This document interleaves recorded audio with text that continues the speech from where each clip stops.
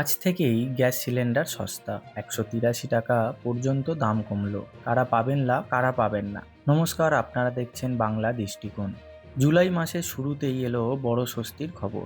১ জুলাই থেকে ১৯ কেজির বাণিজ্যিক এলপিজি সিলিন্ডারের দাম ১৮৩ টাকা ৫০ পয়সা পর্যন্ত কমানো হয়েছে।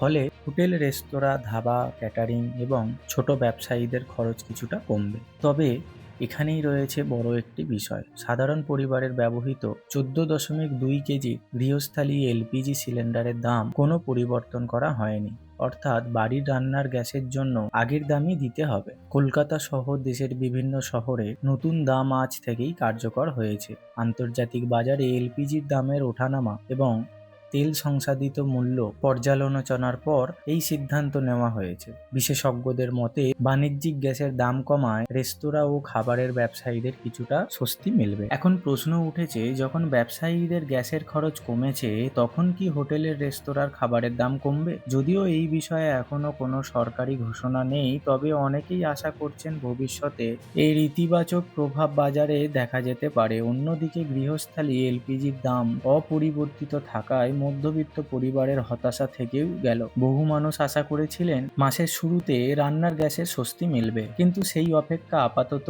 আরও দীর্ঘ হলো। এই বিষয়ে আপনাদের মতামত কি? বাণিজ্যিক গ্যাসের দাম কমলে খাবারের দামও কমানো উচিত? কমেন্টে অবশ্যই জানান।